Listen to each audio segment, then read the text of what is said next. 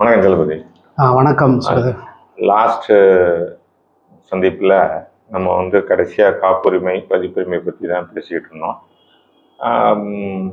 அது தொடர்பாக உங்கள்ட்ட இன்னொரு கேள்வியும் கேட்கணும்னு நினச்சேன்.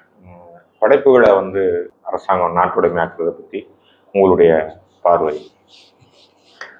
நாட்டுடைமையாக்கம் அப்படின்றது உலகத்தில் இல்லாத ஒரு புதுமையாக தமிழ்நாட்டில் தான் இருக்குது.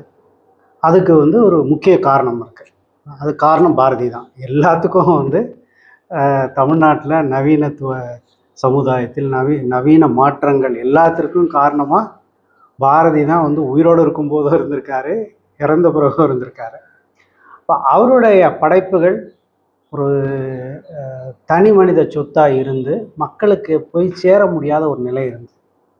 இப்போ இதை பற்றி நிறைய கதைகள் உலவிட்டுருக்கு. உங்களுக்கு தெரியும், ஏவிஎம் பற்றி பேசுவாங்க. அப்புறம் இன்னொரு சாரார் பாரதியாருடைய தம்பி விஸ்வநாத ஐயரை பற்றி பேசுவாங்க. அதான் அந்த பதிப்புரிமையில் ரெண்டு பிரச்சனை. ஒன்று, பாரதியாரனுடைய படைப்புகளை வெளியிடுவது சம்பந்தமானது. ரெண்டாவது, அவருடைய பாடலினுடைய ஒலிபரப்புரிமை. வேற வேற. பாரதிக்கு தான் முதல்ல அந்த அவருடைய பாடலை ஒலிபரப்புவது ஒரு வணிக சந்தை மதிப்பு உடையது அப்படின்ற ஒரு நிலை அவருக்கு தான் முதல்ல ஏற்படும். அந்த நிலையில்தான் இவர் ஏவிஎம் 1946 அவர் சுதந்திரம் கிடைக்கிறது நிச்சயம்னு தெரிஞ்ச பிறகு தான் அவருக்கு தேசிய பற்று வந்தது. அது வரைக்கும் அவருடைய எந்த திரைப்படத்துலேயும் தேசியத்தை பற்றியோ நாட்டு விடுதலை பற்றியோ பேசல. 1944 தான் அவர் அதை அப்போ தான் அவர் வாங்குறாரு உரிமையை. அப்போ டி.கே. சண்முகம் அதை பயன்படுத்திய போது, வேதாள உலகம் படத்துக்கு பயன்படுத்தின போது வழக்கு போட்டாங்க. அப்புறம் இது ஒரு பெரிய சிக்கலாக போயிடுச்சு. அதில் இருந்த சிக்கல் ஒரு விசித்திரமான சிக்கல். அப்போ பதிப்புரிமை பாரதியாரனுடைய குடும்பத்துக்கிட்ட இல்லை. பாரதியாருடைய தம்பின்னு சொல்கிறோம் இல்லையா, பாரதியாருடைய ஒன்று விட்ட தம்பி தான். ஆனால் அது பிதுரார்ஜிதமாக அவருக்கு வரல. அவர் பணம் கொடுத்து தான் அது வாங்கினார். ஒருவேளை அந்த உரிமை எல்லாமே பாரதியார் குடும்பத்திடமே இருந்திருந்ததுன்னு வச்சு எந்த பிரச்சனையுமே வந்திருக்காது. அவர்களுக்கு பணம் சென்றிருந்தது என்றால், செல்லம்மா பாரதிக்கோ சகுந்தலா பாரதிக்கோ தங்கம்மாள் பாரதிக்கோ பணம் போயிருந்ததுன்னா யாரும் எதுவும் சொல்லியிருக்க மாட்டாங்க.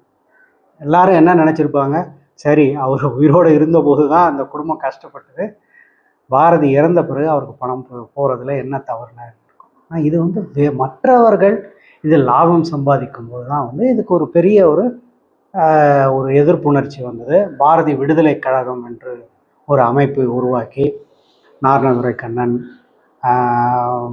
முக்கியமாக அவர், அப்புறம் டி.கே. சண்முகம் இவரெல்லாம் இருந்தாங்க. அப்புறம் இதில் ஒரு பெரிய சட்ட நுணுக்கமும் இருந்தது. அதோட ஒரு பெரிய ஒரு பிரச்சனை, ஒரு புதிய அரசாங்கம் அப்போ தான் நாட்டு விடுதலை அடைந்து எவ்வளவோ பிரச்சனைகளுக்கு மத்தியில் இந்த பிரச்சனையும் வந்தது.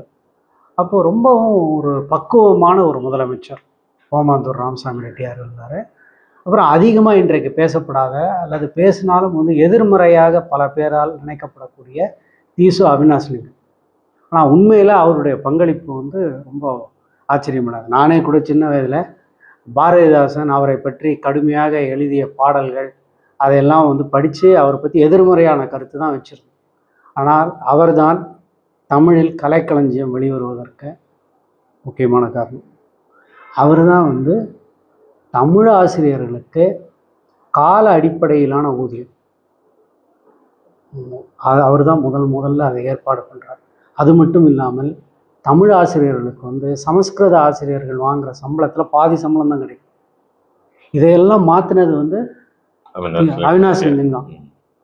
அவரே தான் இந்த பாரதியார் நாட்டுடைமையாக்கத்தையும் செய்தது அவர் தான். அன்னைக்கு ஒரு பெரிய சட்ட வல்லுநர்களை எல்லாம் வைத்து, அப்புறம் சமுதாயத்தில் மதிப்புடைய எல்லாராலும் மதிக்கப்பட்ட டி.எஸ். சொக்கலிங்கத்தை தான் அவர் தூதுவராக பயன்படுத்துகிறார். தினமணியுடைய முதல் ஆசிரியராக இருந்தவர். அப்போ நம்ம அதில் பார்க்க வேண்டியது என்னன்னா, எந்த மாதிரியான நபர்களை வைத்து சமுதாயத்தில் மதிப்புக்குரிய நபர்கள், அவர்கள் ஏதாவது ஒன்று செஞ்சால் சரியாக இருக்கும் அப்படின்ற ஒரு நம்பிக்கையை ஏற்படுத்தக்கூடிய வகையில் வச்சு செஞ்சாங்க. அது நாட்டுடைமையாச்சு. அந்த நாட்டுடைமையாக்கம் மிக பெரும் வெற்றி. அதனால வந்து பாரதியினுடைய பாடல்கள், அவினாசிலிங்கம் செட்டியார் தான் முன்னெடுத்துட்டு போறாரு இதை. அவர் தான் கல்வி அமைச்சர். அவர் தான் இதை வந்து இந்த இந்த மொத்த ப்ராசஸ் இல்ல அவரா ப்ராசஸ் பண்ணாரா இல்ல வேற யாரும் கோரிக்கை கொடுத்து? கோரிக்கை இது வந்து ஒரு பெரிய டிமாண்ட். இது மக்களினுடைய டிமாண்ட். மக்களினுடைய ஒரு கோரிக்கையை பண்பாட்டு ஆளுமைகள், இப்போ நாரண துரைக்கண்ணன்லாம் பார்த்தீங்கன்னா எல்லா தரப்பினராலும் மதிக்கப்பட்டவர். நாரண துரைக்கண்ணன் வந்து அடிப்படையில் வந்து ஒரு தேசியவாதி. ஆனால் இப்போ அறிஞர் அண்ணா அவர்களே வந்து ஒரு பொதுக்கூட்டம் ஒன்று நடத்த வேண்டும் என்றால், அனைவரையும் அனைத்துக்கு செல்லக்கூடிய வகையில் ஒரு கூட்டம் நடத்தணும்னா அவர் நாரண துரைக்கண்ணனை தான் தலைமை தாங்க வைப்பார். இது வந்து இதெல்லாம் வந்து அன்னைக்கு இந்த ரெண்டு தரப்பு பற்றியும் ஒரு பெரிய அபிப்பிராயம் நமக்கு வருது. இப்படி ஒரு செய்தியை சொல்லும்போது நம்ம அண்ணா பற்றிய நம்முடைய மதிப்பும் உயருது, நாரண துரைக்கண்ணன் பற்றிய மதிப்பும் இருந்தாங்க. ரெண்டு பேரும் அதாவது மக்கள் நலன் சார்ந்த பொது விஷயங்களுக்கு இங்கெல்லாம் ஒன்றா சேர்ந்தாங்க. அந்த ஒரு கோரிக்கை வந்தபோது தான் இதை எப்படி சட்டப்படி எப்படி செய்வது என்பதை பார்த்து இந்த என்னுடைய நூலில், நான் தமிழ்லேயும் அந்த நூல் எழுதியிருக்கேன், ஆங்கிலத்திலையும் அந்த நூல் எழுதியிருக்கேன். நான் தலைப்பு பாரதி கவிஞனும் காப்புரிமையும் என்பது தமிழில். அப்புறம் ஆங்கிலத்தில் வந்து who owns that song, the battle for Subramania Bharati's copyright அப்படின்னு ஒரு நூல் எழுதினேன். எனக்கு அதில் மகிழ்ச்சி என்னவென்றால், அந்த நூலின் மூலமாக பாரதியை பற்றி தமிழ்நாட்டுக்கு அப்பால் உள்ளவர்களுக்கு வந்து ஒரு அறிமுகத்தை அந்த நூல் வந்து கொடுத்தது. அதில் எனக்கு மகிழ்ச்சி என்பதை விட ஒரு தமிழர்கள் சார்பாக எனக்கு என்ன மகிழ்ச்சின்னா, அந்த நூலுக்கு அரவிந்த் அடிகா போன்றவர்களெல்லாம் வந்து அந்த நூலை வந்து பின்னட்டை குறிப்பை வந்து எழுதி கொடுத்தாங்க. இது அவினாசிலிங்கம் செட்டியார் ப்ராசஸ் பண்ணி நாட்டுடைமை ஆயிடுச்சு. அது எதுக்கு புத்தகத்துக்கு மட்டுமா இல்ல எல்லாம் மொத்தமாக அனைத்து விஷயங்களுடைய இசைப்பாடலுக்கும் சேர்ந்து எல்லாமே எல்லா வகையான உரிமை. அதாவது என்ன இன்னைக்கு கூட நீங்க பார்க்கலாம் பல இடத்துல இப்போ இருக்கக்கூடிய பிரதி செய்யும் தொழில்நுட்பம் இனிமேல் கண்டுபிடிக்கப்படக்கூடிய பிரதி செய்யும் தொழில்நுட்பத்திற்கும் சேர்த்து தான் வந்து இப்பெல்லாம் ஒப்பந்தம் போடுறாங்க. பாரதிய பாட்டை சினிமால வந்து திரைப்பாடலா பயன்படுத்தினா, ஏற்கனவே பயன்படுத்திக்கிட்டு இருக்கிறதுக்கும் இனிமேல் பயன்படுத்தினா அதுவும் அந்த காப்புரிமையில சேர்க்கலாம். இல்ல புதிய தொழில்நுட்பம் கொண்டு, அதாவது அன்னைக்கு அவங்க நாட்டுடைமை ஆக்கின போது இசைத்தட்டு இருந்தது, திரைப்பட தொழில்நுட்பம் இருந்தது. ஆனா அன்னைக்கு வந்து இணையம் கிடையாது, எண்ணிம வடிவத்தில் டிஜிட்டலா வந்து மாற்றுவதற்கான தொழில்நுட்பம் கிடையாது. ஆனால் அவர்கள் நாட்டுடைமை ஆக்கிய முறை என்னவென்றால், எல்லா வகையான காப்பிரைட்ன்றது என்னங்க, பிரதி செய்வதற்கான உரிமை. அதுதான் அது எந்த வடிவத்தில் வேணாலும் இருக்கலாம் அப்படின்றது. அப்படிதான் அதை வந்து செஞ்சாங்க. அது ஒரு நல்ல முன்னுதாரணமாக இருந்தது. அப்புறம் நிறைய பேர் சொல்கிறாங்க அந்த தொகை குறைவுன்ற தொகையெல்லாம் வந்து ஒரு கௌரவமான தொகை கொடுக்கப்பட்டது அந்த காலத்துல. யாரு அவரு பாரதியினுடைய சகோதரர் விஸ்வநாதன் கொடுத்தது மட்டுமல்லாமல் அதுதான் அவினாசிலிங்கம் செட்டியாருடைய, ஓமாந்தூர் ராமசாமி ரெட்டியார் இவர்களுடைய பரந்த மனப்பான்மை. உண்மையில சட்டப்படி செல்லம்மா பாரதிக்கோ, அதாவது செல்லம்மா பாரதியினுடைய மனைவிக்கோ, பாரதியினுடைய 2 மகள்களுக்கோ சட்டப்படி பணம் தர வேண்டிய அவசியமே கிடையாது. ஏன்னா அவங்க வந்து அந்த உரிமையை வித்துட்டாங்க. ஆனால் என்ன இந்த பெரிய மனிதர்கள், இந்த சான்றோர்கள் என்ன கருதினார்கள் என்றால், அது நியாயமாக இருக்க. பாரதியாருடைய குடும்ப உறுப்பினர்களே வந்து இவர் தம்பி விஸ்வநாதனுக்கு கமர்ஷியலா வித்துருக்காங்க, ஒரு தொகை வாங்கிட்டு தான் வித்துருக்காங்க. ஆனால் அது ஒரு நெருக்கடியான சூழல். அது கூட வந்து விஸ்வநாதையர் வந்து உடனடியாக நேரடியாக இடையில அதுல ஒரு மாற்றம் இருக்கு. அதனால் ஒரு காம்ப்ளிகேட்டடான விஷயம். அவருடைய 2வது மகளினுடைய திருமணம் நடக்கணும், கையில பணம் இல்லை, அதற்கு புஸ்தகம்லாம் போட்டு அப்படியே கட்டுக்கட்டா கிடக்குது. அப்போதான் வந்து டிஸ்ட்ரெஸ் சேல்னு சொல்லுவாங்க. களத்து மேட்டில் போய் நீங்கள் வந்து பேசும்போது என்ன பண்ண முடியும்? அந்த விவசாயி வந்து ஏதோ ஒரு இருக்கிறதெல்லாம் விலை எடுத்து கொடுத்துட கொடுத்துருவாங்க. வேண்டியதான். அதே மாதிரி தான் வந்து அவங்க ஒரு நெருக்கடியான சமயத்தில் வந்து பணத்தை விற்பனை செஞ்சாங்க. இது அந்த பதிப்புரிமையை கொடுத்தாங்க. அவர்களிடமிருந்து நேரடியாக செல்லம்மாவிடமிருந்து விஸ்வநாதையர் வாங்கவில்லை. இந்த பணம் கொடுத்து தான் வாங்கினாரு. அவர் பணம் கொடுத்து வாங்கின போது பாரதிக்கு இந்த வணிக மதிப்பு இல்லை என்பதையும் நம்ம மறந்துடக்கூடாது. அவர் வாங்கின பிறகு ஒரு ஒரு ஒரு விபத்து தற்செயலாக ஒன்று நடக்குது. 1928 பர்மா அரசாங்கம் பாரதி பாடல்களை தடை செய்கின்றது. அந்த அறிவிக்கையை சென்னை மாகாண அரசு மறு அறிவிக்கை செய்ய வேண்டிய சட்டபூர்வமான கட்டாயம் அதுக்கு வருது. அவங்க தடை செய்யலை, ஆனால் இன்னொரு அரசாங்கம் அதை செய்யும்போது அதை ரீநோட்டிஃபை பண்ணாங்க. ரீநோட்டிஃபை பண்ணும்போது பாரதி புத்தகங்களை பறிமுதல் செஞ்சாங்க. அப்போது சென்னை சட்டமன்றத்தில் ஒத்திவைப்பு தீர்மானம் நடந்தது. இதனால் பாரதி பாடல்களுக்கு வந்து ஒரு கவனிப்பு கிடைச்சது. அதை தான் வந்து விஸ்வநாத ஐயர் வந்து பயன்படுத்தினார். வாங்கும்போது அந்த கவனிப்பு இல்லை. இது ஒரு பின்புலம். அப்போது பணத்தை கொடுத்து தான், பணத்தை வாங்கி தான் வந்து பதிப்புரிமையை கொடுத்தாங்க. அதனால் பாரதியினுடைய நேர் வாரிசுகளான அவருடைய மனைவிக்கும் மகள்கள் இருவர்களுக்கும் சட்டப்படி எந்த உரிமையும் கிடையாது. ஆனால் அங்கே தான் வந்து இவங்க, அதனால தான் இவங்களை சான்றோர்னு நம்ம சொல்கிறோம். ஓமாந்தூர் ராமசாமியாரையோ அவினாஷ் லிங்கம் இவங்களையோ வந்து ஏன் நம்ம சான்றோர்னு சொல்கிறோம்னா, இது சட்டப்படி சரியாக இருக்கலாம், ஆனால் நியாயமாக இருக்காது. அது மாதிரி இருக்கக்கூடாதுன்னு அவங்க மூவருக்கும் 5000 ரூபாய் பணம் கொடுத்தாங்க. அது ஒரு அன்னைக்கு ஒரு கணிசமான தொகை. அது மட்டும் இல்லை, அன்றைக்கு நாட்டினுடைய நிதி நிலைமை இருந்த சூழ்நிலையை கருதும் போது அது வந்து ஒரு நல்ல தொகை. இது ஒரு முன்னுதாரணம் இருந்தது. அதனால பாரதிதாசன் அன்பர்கள் இதே போல ஒரு கோரிக்கையை வைத்துக் கொண்டிருந்தார்கள். அப்புறம் ஓரளவுக்கு பட்டுக்கோட்டை கல்யாண சுந்தரம், அதுலேயும் வந்து இருந்த சிக்கல் என்னன்னா, பாரதிதாசன் பாடல்களை வந்து எல்லாரும் அவருடைய குடும்பத்தினர் உரிமை கொடுத்து வெளியிட்டு இருக்காங்க, எல்லாரும் புக்கு வாங்கிட்டு இருக்காங்க, ஒன்றும் தடை ஒன்றுமே இல்லையே, இந்த பிரச்சனையும் வரல. ஆனாலும் இது ஒரு பண்பாட்டு கௌரவமாக கருதப்பட ஆரம்பிச்சு.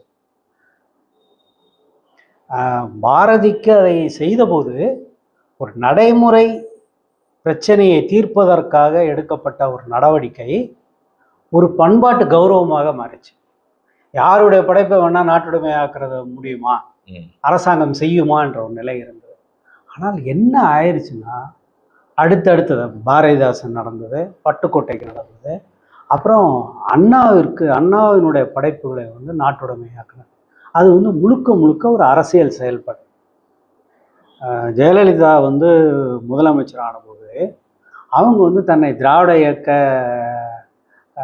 ஒரு ஆளுமையாக முன்னிறுத்தி கொள்வதற்காக நீங்கள் புறக்கணித்த அறிஞர் அண்ணாவுடைய படைப்புகளை நான் வந்து நாட்டுடைமையாக்குறேன் அப்படின்னு சொல்லி 1994 நினைக்கிறேன் 75 லட்சம் ரூபாய் வந்து, அப்போது அண்ணாவுடைய மனைவி அவர்கள் ராணி அண்ணாதுரை வந்து இருந்தாங்க, அவங்கள வச்சு ஒரு விழா ஏற்பாடு பண்ணி 75 லட்சம் ரூபாய் கொடுத்தாங்க. அப்போ அதுக்கு முன்னாடி வரைக்கும் டிஎம்கே கவர்மெண்ட்ல அதை பற்றியான சிந்தனை இல்லை. 90 இது பண்ண பாரதிதாசன் செய்தது மட்டும்தான். பின்னாடி என்ன ஆயிடுச்சுன்னா, அடுத்து வந்து வெவ்வேறு காரணங்களுக்காக வெவ்வேறு எழுத்தாளர்களுடைய படைப்புகளை நாட்டுடைமையாக்குறதுன்னு ஆரம்பிச்சு.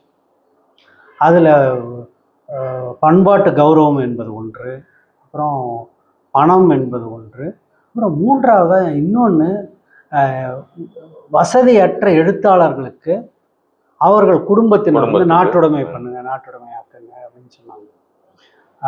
இது வந்து ஒரு ஓப்பனிங் தி ஃப்ளட் கேட்ஸ்ன்னு சொல்லுவாங்க இல்லையா. இன்னைக்கு 200 எழுத்தாளர்களுடைய படைப்புகள் வந்து நாட்டுடைமையாக்கியிருக்காங்க. அவங்கள யாருன்னே நமக்கு தெரியல, எழுத்தாளனே யாருன்னு பண்ணது மாற்றி. அப்புறம் பலர் வந்து இதை குழப்பிக்கிறாங்க. நாட்டுடைமையாக்கம் என்பது ஒரு அரசு வழங்கக்கூடிய உயர் கௌரவம். அதற்கும் எழுத்தாளர்களை, ஏழை எழுத்தாளர்களை, எழுத்தாளர்களுடைய வசதியற்ற குடும்பத்தை ஒரு புரவலராக இருக்க வேண்டிய ஒரு தேவை இருக்கு. அது வேற. நீங்கள் வசதி இல்லாத ஒரு எழுத்தாளனுடைய குடும்பத்துக்கு நீங்கள் பண உதவி செய்யலாம். ஆனால் அதுக்கு நாட்டுடைமை ஆக்கணும்னு அவசியம். உங்களுக்கு தெரியும், இப்போ பணம் கொடுப்பதற்கு இதற்கு முன்பு அகௌரவங்கள்லாம் நடந்திருக்கு. நண்பர் பழ அதியமான் ஒரு ஃபோட்டோ ஒன்று போட்டிருக்காரு. இவருக்கு ஒரு அரசாங்கம் ஒரு பண உதவி செய்யுது, தீஜாராவுக்கு அவருக்கு ஒரு ஓய்வூதியம் கொடுக்குறாங்க. அந்த ஓய்வூதியம் மாதிரி கொடுக்கும்போது என்ன செய்கிறாங்கன்னா, அந்த ஒரு அரசாங்க பதிவுக்காக மொத்த குடும்பத்தையும் சேர்த்து படம் எடுத்திருக்காங்க. அந்த படத்தில் தீஜாரா எப்படி இருக்கார் தெரியுங்களா? கையில் ஒரு ஸ்லேட் வச்சுக்கிட்டு அதில் அவருடைய பேர் எழுதி எண் எழுதி வச்சுருக்காங்க. அதை பிடிச்சிட்டு இருக்கார். இதே தான் மக் ஷாட்னு சொல்லுவாங்க இல்லையா, இதே தான் செய்திருக்காங்க. நம்ம அப்படி ஒரு எழுத்தாளனை இழிவுபடுத்த வேண்டிய அவசியமும் கிடையாது. எந்த ஆண்டு நான் 72 73 இருக்கலாம், அதை உறுதிப்படுத்திக் கொள்ளலாம். பண்ணியிருக்காங்க. அதுக்கு ஆதாரமா அப்படி ஒரு படம் எடுக்கிறாங்க. இதோடு தமிழ் பதிப்புலகத்திற்கும் ஒரு வெஸ்டட் இன்ட்ரெஸ்ட் இருக்கு. பதிப்பகங்களுடைய எண்ணிக்கை ஒரு குடிசை தொழில் மாதிரி வளர்ந்துட்டே இருக்கு. புதிய நூல்களை திட்டமிட்டு உருவாக்குகின்ற தேவையே இல்லாமல் இந்த நாட்டுடைமையாக்கத்தின் மூலமாக பொது வெளிக்கு, இந்த பப்ளிக் டொமைன்னு சொல்கிறாங்க, பொது வெளிக்கு வந்துவிட்ட பதிப்புரிமை தீர்ந்து விட்ட புத்தகங்களை விதவிதமாக போடுவது என்கின்ற ஒரு நிலையை கொண்டு வந்தாங்க. அது எந்த அளவுக்கு போச்சுன்றது உங்களுக்கு எல்லாம் தெரியும். பொன்னியின் செல்வன் எந்த நூலகத்துக்கு போனாலும் பொன்னியின் செல்வன் அடுக்கி வச்சிருக்கிறாங்க. அதை விட இதை விட அடுத்த நிலையிலான ஊழல் என்ன நடந்தது என்றால், நாட்டுடைமை ஆக்கப்பட்ட எழுத்தாளருடைய நூல்களை தலைப்பை மாற்றி புத்தகங்களை போட்டு அதை நூலக துறைக்கு தள்ளி விடுவது என்பதான். அதனால் இந்த காப்புரிமை என்ற விஷயம் வெறும் ஏதோ ஒரு எழுத்தாளனுடைய படைப்பை நாட்டுடைமை ஆக்கிட்டோம், அந்த எழுத்தாளருக்கு அந்த பண்பாட்டு கௌரவம் பெறக்கூடிய அளவிற்கு அவருக்கு தகுதி இருக்கா இல்லையா என்பதெல்லாம் அது ஒரு புறம் விட்டுரும். இதோட இந்த மாதிரியான ஒரு முறைகேடுகளுக்கும் அது உதவியாக போச்சு. ஆகவே தான் நான் இதை பற்றி தொடர்ச்சியாக 30 ஆண்டுகளுக்கு மேலாக நான் இதை பற்றி அதாவது பதிவாக எழுதி வருகிறேன். நான் எக்கனாமிக் டைம்ஸில் அண்ணாவுடைய நூல்கள் நாட்டுடைமை ஆக்கப்பட்ட போது எக்கனாமிக் டைம்ஸ் 1993-94 நான் எழுதியிருக்கேன். அப்புறம் அதன் பிறகு புதுமைப்பித்தன் விவகாரத்தின் போது நான் அதை பற்றி பேசியிருக்கிறேன். அப்புறம் இதை பற்றி தொடர்ச்சியாக பார்த்துக்கிட்டோம். நாம் பதிப்புரிமை என்கின்ற இது ஒரு சொத்துரிமை உள்ள ஒரு சமூகம். இது நம்ம ஒரு சோசியலிச சமுதாயம் கிடையாது, சரிங்களா? இது அசையும் மற்றும் அசையா சொத்துக்கள் எல்லாம் அங்கீகரிக்கக்கூடிய ஒரு சமூகம். ரைட் டு ப்ராப்பர்ட்டின்றது நம்முடைய அரசியலமைப்பு சட்டம் கொடுத்த ஒரு உரிமை. அந்த உரிமையில் அறிவுசார் சொத்துரிமையும் சேரும். அது அந்த அறிவுசார் சொத்துரிமை கையில் பிடிக்கிற மாதிரி, கையில் பிடிச்சிக்கிற மாதிரி, தொடர மாதிரி இல்லாமல் இருக்கலாம். It's an intangible. இதை நோக்கி தான் நம்ம ஒரு நாலேஜ் சொசைட்டின்னு சொல்லும்போது நாம் அதை நோக்கி தான் போகணும். ஆனால் இந்த நாட்டுடைமையாக்கம் என்பது அதற்கு ஒரு பின்னடைவாக இருக்கு. அப்போ நாட்டுடைமையாக்கம் வேண்டாம்னு சொல்றீங்களா நீங்க? முதல்ல ஒரு மாரட்டோரியம் அறிவிக்கணும். Case by case basis, individual. இந்த குறிப்பிட்ட எழுத்தாளர், மிக முக்கியமான எழுத்தாளர், அவருடைய படைப்புகள் எளிதில் கிடைக்க மாட்டேங்குது. பல ஏதாவது காரணம் என்ன, உரிமை கைமாறினதாலோ அல்லது அந்த குடும்பம் அந்த உரிமையை விட்டு கொடுப்பதற்கு தயாராக இல்லை. உதாரணத்துக்கு இப்போ பார்க்குறோம், சம்பத் ஒரே ஒரு நூலின் மூலமாக தமிழ் சமூகத்தில் அறிவு உலகத்தில் பெயர் பெற்றவர். இடைவெளின்னு ஒரே ஒரு சின்ன நாவல், அப்புறம் அவ்வப்போது எழுதிய சில கதைகள். இப்போது அந்த குடும்பத்தினர் அவருடைய நூல் வெளிவருவதை அந்த குடும்பம் விரும்பவில்லை. இப்போ அதனுடைய விளைவு என்ன? அந்த நூலை இன்னைக்கு சட்டப்படி யாருமே அந்த நூலை வெளியிட முடியாது. தமிழினுடைய முக்கிய நாவல்களில் ஒன்றாக கருதப்படும் ஒரு நூலை வந்து நம்ம சட்டப்படி வெளியிட முடியாது. இப்போ வரக்கூடிய பதிப்பு சட்டபூர்வமற்ற பதிப்பு. இது போல சிக்கல்கள் இருக்கக்கூடிய அப்ப இடத்துல இதுக்கெல்லாம் எதுவும் தணிக்கைன்னு ஒன்றும் இல்லை. இவங்க நாட்டுடைமை ஆக்கின படைப்புகளை வந்து ஒவ்வொருத்தரும் ஒரே கண்டென்ட்டை வெவ்வேறு தலைப்புகளில் பிரித்து எப்படி வேணா செய்யலாம், என்னமும் செய்யலாம். இதுல ஒரு முக்கியமான சிக்கல் அதில் வர்றது என்னன்னா, காப்பி ரைட்டுன்னு ஒரே ஒரு வார்த்தையை சொல்கிறோமோ தவிர அது வந்து பல உரிமைகளின் கற்றை. அது வந்து ஒரு பஞ்ச் ஆஃப் ரைட்ஸ். அதில் ரொம்ப முக்கியமான ரைட் வந்து மாரல் ரைட், தார்மீக உரிமை.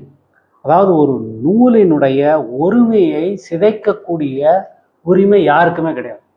ஒரு பெரிய எழுத்தாளர் நடைமுறைப்படி நாட்டுடைமையாக்குனா அதை வந்து யாரு வேணாலும் எப்போ வேணாலும் எப்படி வேணாலும் போட்டுக்கலாம் அப்படிங்கிறது தான் அதுக்கு புரிதலாக இருக்கு. அதில் எல்லா உரிமைகளும் வந்து அது ஒரு சொத்துரிமை என்றதுனால அது வாங்கவும் விற்கவும் செய்யப்படக்கூடிய ஒரு உரிமை. ஆனால் அந்த ஒரு உரிமை மட்டும் எக்காரணத்தை கொண்டும் அந்த வந்து மீற முடியாதது. அதாவது ஆங்கிலத்தில் வந்து இன்ஏலியனபிள் ரைட். அந்த உரிமையை வந்து யாருக்கிட்ட இருந்து பறிக்க முடியாது. உங்களுக்கு நான் 1 லட்ச ரூபா கொடுத்து நீங்கள் எழுதின ஒன்று வாங்கிடுறேன். அதை வந்து நான் படம் எடுக்கலாம், துண்டு நோட்டீஸ் போட்டு வைக்கலாம், ரோட்டில் பாடலாம், யூடியூப்பில் பண்ணலாம், அதை வச்சு ஒரு டான்ஸ் பண்ணலாம், எது வேணால் பண்ணலாம். ஆனால் அந்த அந்த நீங்கள் எழுதின அந்த உருவாக்கிய அந்த பிரதியினுடைய இன்டெகிரிட்டின்னு சொல்லுவாங்க, ஒருமை, அதை வந்து நான் சிதைக்க முடியாது. அது அந்த உரிமை வந்து யாருக்குமே கிடையாது. ஆனால் அந்த மாரல் ரைட்டை யார் பாதுகாப்பாங்க என்பதை பற்றி வந்து ஒரு கிளாரிட்டி கிடையாது. ஆனால் இன்றைக்கி நடக்கிறது என்னென்னா, மாரல் ரைட் என்பது வந்து தொடர்ந்து வந்து மீறப்படுது. ஒரு நா பார்த்தசாரதியுடைய குறிஞ்சி மலர் நாவலை வேறு ஏதோ ஒரு பேரில் போட்டு ஒரு பதிப்பகம் போட்டு அது நூலகத்துக்கு விற்கிறாங்க அப்படின்னா, இது வந்து ஒரு ஒரு பண்பட்ட ஒரு சமுதாயம். அது வந்து வெட்கி தலை குனிய வேண்டிய ஒரு புதிய வாசகர்களுக்கு இது ஏற்கனவே இந்த பேர்ல வந்த நாவல்னு தெரியவும் செய்யாது. அப்போ அவங்க தவறா ஒரு எழுத்தாளர் பற்றியான ஒரு தவறான சித்திரத்தை உருவாக்குறது இருக்குது. அப்புறம் நாவல்ல சில பக்கங்களை நீக்கிவிட்டு போடுவது, அதாவது புத்தகத்தை சுருக்குவது என்பது உரிமை, அந்த உரிமையும் கொடுக்கலாம்.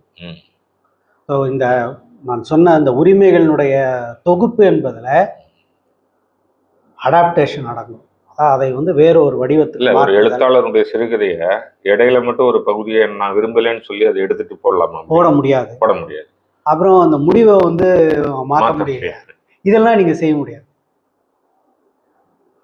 அதை வெவ்வேறு வடிவத்துல ஒரு நாடகம் எழுதுறதோ திரைப்படம் எடுக்கிறதோ அந்த மாதிரி பண்ணலாம். அதுல உரிமை எடுத்துக்கொண்டும் செய்யலாம், அதெல்லாம் இருக்குது. ஆனா மாரல் ரைட்டை மீற முடியாது. ஆனா அது வந்து இன்னைக்கு நடக்குது. அப்புறம் ஒருவர் எழுதியதை இன்னொரு பேரில் போடுறது என்பது அது வந்து மாரல் ரைட் மட்டும் இல்லை, அது ஒரு பிளேஜரிசத்துலையும் நடக்கும். இதெல்லாம் நடந்துட்டு இருக்கு. இது நடக்கின்றது என்று அனைவருக்கும் தெரியும். ஆனால் இதற்கு வந்து எதிர்வினை வந்து இல்லை. இது வந்து வருந்தத்தக்கது. அடுத்தது, இப்போதுதான் வந்து தமிழ் எழுத்தாளர்களுக்கு தங்களுடைய எழுத்தின் மூலமாக ஏதேனும் ஒரு வருமானம் கிடைக்கலாம் என்கின்ற வாய்ப்பு இப்போ தான் ஒரு 10-15 வருஷமாக வருது. நான் சொல்லுவேன் 2000 வரைக்கும் ராயல்ட்டின்ற வார்த்தையே கேள்விப்படாத எழுத்தாளர்கள் ராயல்ட்டி செக்கை கண்ணால் பார்த்துருக்க மாட்டாங்க. எழுத்துப்பூர்வமான ஒப்பந்தம் என்பதெல்லாம் கிடையாது. இன்றைக்கி அது வந்திருக்கு. அப்புறம் இப்போ எழுத்தாளர்களுக்கு வந்து இந்த ஓடிடி எல்லாம் வந்த பிறகு ஒரு வணிக மதிப்பு என்பது வந்து வந்திருக்கு. அதற்கும் எல்லா எழுத்தாளர்களுக்கும் அது கிடைக்கிறது இல்லை. முன்னாடி பெரிய பெரிய எழுத்தாளர்கள் நமக்கு தெரியும். கி ராஜநாராயணனுடைய கோபல்ல கிராமத்திலேருந்து ஒரு சின்ன பகுதியை எடுத்து பாரதி ராஜா பயன்படுத்திய போது, அப்போது கீரா வந்து அதை வந்து மறுத்திருக்கார். அப்போ சுற்றி இருந்த நண்பர்கள் சொன்னதாக சொல்லுவாங்க, என்னன்னா பேசாமல் ஒத்துக்கோங்க, கொடுக்குற காசை வாங்கிக்கோங்க, அப்படின்னா உங்கள் பேரே இல்லாமல் வரும். பேரும் இருக்காது, காசும் இருக்காது. நான் இப்போ எல்லாருமே ஜெயகாந்தன் போல இப்போ ஜெயகாந்தனுடைய தலைப்பை வந்து பாரதி ராஜா பயன்படுத்தி கொண்டார். உங்களுக்கு தெரியும், புதிய வார்ப்புகள். அது வந்து ஒரு சாதாரண ஒரு தொடர். புதிய வார்ப்புகள் என்பது ஒரு ஜெயகாந்தனுடைய எழுத்தினுடைய ஒரு தன்மையை காட்டக்கூடிய ஒன்று. அதே பேரில் வந்து பாரதி ராஜா படம் எடுத்தார். ஆனால் இங்கே ஒன்று சொல்லணும், தலைப்புகளுக்கு பதிப்புரிமை கிடையாது. உன்னை போல் ஒருவன் இருக்குல்ல, அதை கமல் வந்து அந்த தலைப்புல படம் எடுத்தாரு, ஜெயகாந்த் இது. அதப்ப அவர் ரெண்டு பேரும் ஃப்ரெண்டுங்கனால கேட்டாரு அவர்கிட்ட அப்படிங்கிற மாதிரி சொல்லுவாங்க. அதுல பல கதைகள் இருக்கு. நான் ஒண்ணு சொல்ல முடியும். குருதி புனல் கமலஹாசன் எடுத்தாரு. அப்ப இந்திரா பார்த்திபன் ஒப்புதல் வாங்கினார். காசு கொடுத்தாரா என்னன்னு தெரியாது, ஒப்புதல் வாங்கினார். அதை தான் பிரபஞ்சன் சொன்னார். அது சரி, குருதி புனல் எடுக்கிறதுக்கு இந்திரா பார்சாதி கிட்ட அனுமதி கேட்டு ஒப்புதல் வாங்கினாரு. மகாநதினு படம் எடுத்தாரு, என்கிட்ட கேட்டாரா? அதுல ஒரு விஷயம் இருக்கு. அதுலயும் பாகுபாடு எல்லாமே இருக்குது. இதுதான் நம்ம சொல்றோம், எல்லாருக்கும் அந்த இது கிடைக்கிறது. ஆனா அதே சமயத்தில் தலைப்பிற்கு பதிப்புரிமை கிடையாது. நீங்க ஒரு பேர்ல நாவல் எழுதுறீங்கன்னா அதே பேர்ல நானும் வந்து நாவல் எழுதலாம், படம் வைக்கலாம். இது மூமேத்தாவிற்கு நடந்தது. கண்ணீர் பூக்கள் அப்படின்னு ஒரு படம் வந்து எடுக்கப்பட்டது. அவருடைய எதுவும் சாதாரண கவிதை தொகுப்பு இல்லை, 60-70 பதிப்பு வந்த புகழ்பெற்ற ஒரு கவிதை தொகுப்பு. அவரால் என்ன செய்ய முடிஞ்சது? கண்ணீர் தான் விட முடிஞ்சது, யாரையும் கேட்க முடியாது. அதுதான் அந்த நிலை. ஆனால் அது ட்ரேட்மார்க்குள்ளே போகும். நீங்கள் கண்ணீர் பூக்கள் என்பதை ட்ரேட்மார்க்காக பதிவு செய்யலாம். பட் அது வேற ஒரு பகுதி. இதுக்குள்ளே கூட நம்ம ரொம்ப விலகி போக வேண்டாம். இப்போ இன்றைக்கு அந்த வாய்ப்பு வந்து வந்திருக்கு. கதைகளை வந்து ஓடிடி கொடுக்கலாம், சினிமாவை எடுக்கலான்னு வரும்போது ஏதோ தமிழ்நாட்டில் எழுத்தாளர்களுக்கு கொஞ்சம் கௌரவம் வந்து கொண்டிருக்கின்ற. எனக்கு தெரிந்த ஒரு எழுத்தாளர் உதவி இயக்குனராக இருக்கார்.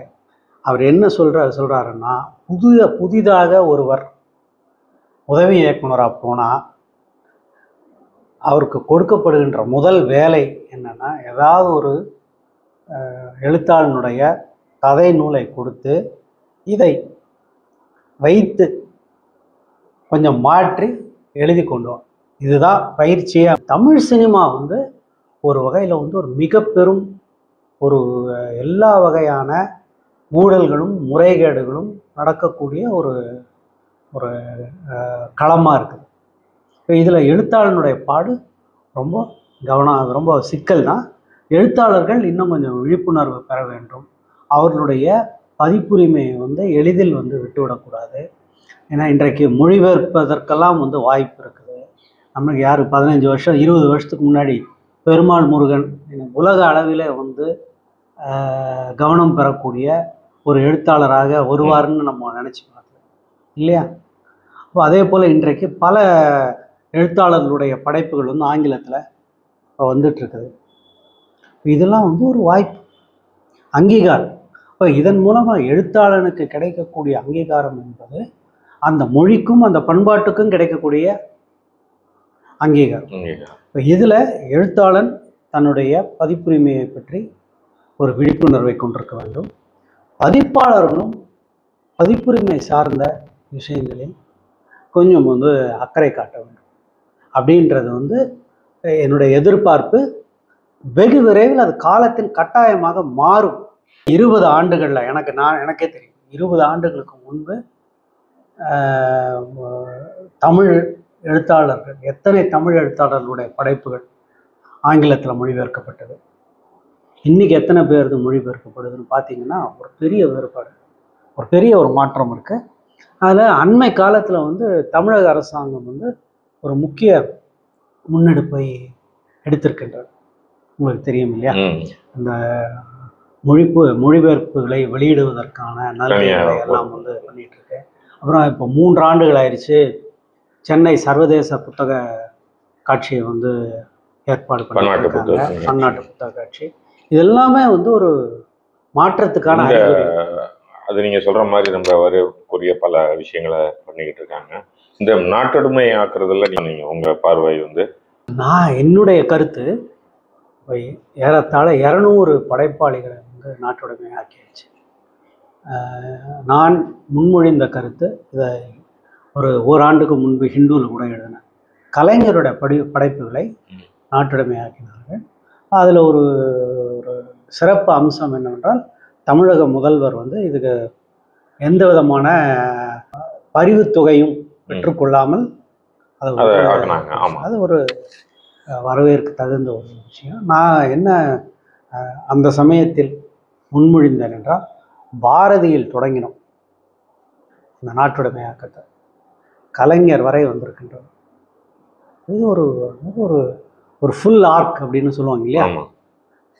ஒரு 2 பெரிய ஆளுமைகள் அவங்களுடைய படைப்பில் நாட்டுடைமையாக இருக்கு. அதோட ஒரு ஒரு இடைவெளி விடுவோம், ஒரு மாரட்டோரியம் அறிவித்து கொஞ்ச நாளைக்கு இந்த நாட்டுடைமையாக்கம் என்பது வேண்டாம், ஒரு இடைவெளிக்கு பிறகு மீண்டும் இந்த கொள்கையை மறுபரிசீலனை செய்து நாட்டுடைமையாக்கத்தை செய்ய வேண்டும். இப்போதைக்கு வந்து அதற்கு எந்த விதமான வரைமுறைகளோ நெறிமுறைகளோ இல்லை. எப்படி ஒருவரை என்ன அளவுகோலின்படி நாட்டுடைமை ஆக்கம் செய்கிறார்கள், பலமா இருந்ததுன்னா அரசாங்கம் செஞ்சு, ஆமா, அல்லது அழுத்தங்கள் பலமாக இருக்கின்றது என்றாலும் இருக்குது, இது ரொம்ப அப்படி நடக்குது. அதன் அப்படி வந்து ஒரு பண்பாட்டு கௌரவம் நடக்கக்கூடாது அப்படின்னு தான் நினைக்கிறேன். பணம் வந்து கொடுக்கலாங்க. இதை நீங்க சொல்ற அந்த பரிந்துரை எழுத்துலகமும் இலக்கிய உலகமும் பதிப்புலகமும் அதை பரிசீலனை பண்ணுவாங்களா, ஏற்றுப்பாங்களா? இந்த பதிப்புரிமை சார்ந்தும் பதிப்புலகம் எவ்வாறு செயல்படுகின்றது என்பது சார்ந்தும் இன்னும் போதுமான விழிப்புணர்வு வந்து நம்முடைய சமூகத்தில் இல்லை. அப்படி இல்லாத போது அப்படி ஒரு தெளிவான பார்வை கிடைக்கும் என்பதை வந்து நாம் எதிர்பார்க்க முடியாது. இதனுடைய எக்ஸ்டென்ஷனாக நான் அவங்க கேட்க விரும்புறது, இப்போ நடந்துட்டு இருக்கிற இளையராஜா கான்ட்ரவர்சி அப்படிங்கிறதுல காப்பிரைட்டுங்கிறது என்ன, இவர் இசைக்கும் போது எப்படி இருந்தது, 72 90s வரைக்கும் போய் அதுக்கப்புறம் எப்படி மாறிச்சு நிலைமை, மற்ற இசையமைப்பாளர்கள் என்ன மாதிரி பண்ணிக்கிட்டு இருக்கிறாங்க, இதெல்லாம் பலர் பேசினாங்க. பேசியும் கூட இன்னும் இளையராஜா மீதுல இந்த கணைகள் பாய்வதற்கான பின்னணி என்னவா இருக்கு? நம்ம தமிழ் பண்பாட்டு உலகத்தில் எல்லா பிரச்சனைகள்லையும் இருக்கக்கூடிய அதே குழப்பம் இளையராஜா பதிப்புரிமை விஷயத்துலையும் இருக்கு. இந்த இளையராஜா பதிப்புரிமை விஷயத்துல காப்புரிமை விஷயத்துல 2 விஷயங்களை நான் சொல்ல வரேன். ஒன்று சாதகமான அம்சம். சாதகமான அம்சம் என்னன்னா, ஒரு படைப்பாளிக்கு தான் உருவாக்கிய படைப்பின் மீது இருக்கக்கூடிய உரிமை இருக்கு இல்லைங்களா, அது இப்போது தான் வந்து எல்லாரும் உணர்றாங்க. இதுக்கு முன்னாடி அப்படிப்பட்ட ஒரு பேச்சு வரல. பாரதி எழுதுனது, புதுமைப்பித்தன் எழுதுன, பாரதிதாசன் எழுது, இதெல்லாம் வந்து இந்த தமிழகத்தினுடைய பொது சொத்து, எல்லாருக்கும் உரிமை உடையது, இது வந்து யாரும் காசு கேட்கக்கூடாது அப்படின்லாம் வந்து கருத்து இருந்தது. அப்படிதான் வந்து புதுமைப்பித்தன் விவகாரத்திலும் வந்து பேசப்பட்டது. ஆனால் இன்றைக்கு அப்படி யாருமே பேசுறதில்லை. இளையராஜா அதற்கு முக்கிய காரணம். ஏன்னா இளையராஜாவுடைய மேதைமையின் காரணமாகத்தான் இதை போன்ற ஒரு இசை உருவாச்சு. அதனால் அதுக்கான உரிமை அவருக்கு இருக்கு. அதன் மூலமாக அவர் பணம் ஈட்டுவது சரி, அறம் என்கின்ற கருத்து வந்து இளையராஜாவின் மூலமாகத்தான் தமிழ் சமூகத்தில் நிலை பெற்றிருக்கு. இது வந்து ரொம்ப ரொம்ப சாதகமான விஷயம். ஆனால் அதுக்கு அடுத்த சிக்கல் வந்து அடிப்படையில் ஒரு சட்ட சிக்கல். அதை பற்றி நீங்களோ நானோ மற்றவர்களுக்கோ கருத்து சொல்கிறதுக்கு எந்த விதமான முகாந்திரமும் இல்லை. ஒப்பந்தம் போடும்போது என்ன ஒப்பந்தம் போடுகிறோம் என்பதை பொறுத்து. இப்போ இளையராஜா ஒப்பந்தம் போடும்போது இந்த பாடலினுடைய உரிமை எனக்கு உரியது என்று ஒப்பந்தம் போட்டிருந்தார் என்றால் அவருக்கு தான் உரிமை உடையது. இது 70களிலும் 80களிலும் எப்படி நடந்தது என்று நமக்கு தெரியும். இது அடிப்படையில் ஒரு சட்ட பிரச்சனை. சட்ட பிரச்சனைகள் என்பது ஒன்று, அறம் சார்ந்த பிரச்சனை என்ற ஒன்று. அறத்தின்படி, தார்மீக நெறிப்படி ஒருவர் நடந்து கொள்ள வேண்டும் என்று நம்ம இந்த காலத்தில் எதிர்பார்க்கிறது ரொம்ப கஷ்டம். அதுவும் பெரிய பணம் புழங்கக்கூடிய சினிமா துறையில் அறத்தை எல்லாம் எதிர்பார்ப்பது என்பது வந்து ரொம்ப ஏமாற்றத்தை தான் உருவாக்கும். இளையராஜாவிடம் இருந்து அதற்கு அடுத்த தலைமுறை இசையமைப்பாளர்கள் என்ன கற்றுக்கிட்டாங்க அப்படின்னா, நம்முடைய உரிமையை வந்து விட்டு கொடுத்துடக்கூடாது. இதுதான் வந்து லா. இப்படி தான் வந்து சமூகத்தில் மாற்றங்கள் வந்து வரும். அதுக்கு வந்து முன்னோடிகள் எப்பவுமே வந்து விலை கட்டாயம் கொடுத்துட்டு இருக்காரு. சட்டப்படியே அதை எதிர்கொண்டு இருக்காரு. அதை வந்து நீதிமன்றங்கள் தான் முடிவு பண்ண முடியும். ஆனால் என்ன இருந்தாலும் அது இளையராஜா பாட்டு. யாருமே வந்து சுதாகர் பாடின பாட்டு அப்படின்னு யாரும் சொல்ல மாட்டாங்க. தனிப்பட்ட முறையில் இளையராஜாக்கு எதிரான இந்த மாதிரியான குரல்கள் ஓங்கி ஒலிக்கிறதுக்கு நீங்க எதுவும் வேறு நம்ம சமூகம் சார்ந்த காரணங்கள் இருக்கிறதா கருதுறீங்களா? என்னுடைய பார்வை வந்து இளையராஜா அளவிற்கு தமிழ் சமூகத்தில் அனைத்து தரப்பினராலும் ஒருமனதாக ஏற்றுக்கொள்ளப்பட்ட ஒரு பண்பாட்டு ஆளுமை எனக்கு தெரிஞ்சு தமிழ்நாட்டில் இல்லை. சிவாஜி கணேசனுக்கு நடிகர் திலகத்துக்கு நடிக்க தெரியாதுன்னு சொல்றவங்க இந்த சமூகத்தில் இருந்திருக்காங்க. எம்ஜிஆர் நடிகரான்னு கேட்டவங்க இருக்காங்க. பாரதிதாசன் கவிஞர் இல்லைன்னு சொல்றவங்க இந்த நாட்டில் இருக்கிறாங்க. எல்லார பற்றி இருவேறு கருத்துக்கள் இருக்கு. கலைஞருக்காக வந்து தீக்குளிக்கிறவங்க இருக்கிறாங்க. கலைஞரை வந்து கடுமையாக வசைப்பாடக்கூடியவர்கள் இந்த சமூகத்தில் இருக்காங்க. ஆனால் தமிழ் சமூகத்தில் எந்தவித விமர்சனமும் இல்லாமல் தமிழ் சமூகமே ஏகோபித்து கொண்டாடக்கூடிய ஒரு பண்பாட்டு ஆளுமைன்னு ஒருத்தர் இருக்காருன்னா அது இளையராஜா மட்டும்தான். இளையராஜாவை தமிழ் சமூகத்தின் சொத்தாக, தமிழ் சமூகத்தின் பெருமிதமாக கருதாத தமிழனே வந்து கிடையாது. அப்புறம் தமிழ் சமூகத்தில் ஒரு காலத்தை நம்ம குறிப்பிடணும் அப்படின்னா இளையராஜா பாடல் தான் அதுக்கு வந்து நம்ம புக் மார்க் மாதிரி. புக் மார்க் மாதிரி இப்போ சிம்பனி வரைக்கும் போயிட்டு இளையராஜா பற்றி பேசிட்டே இருக்கோம். ஆமாம்.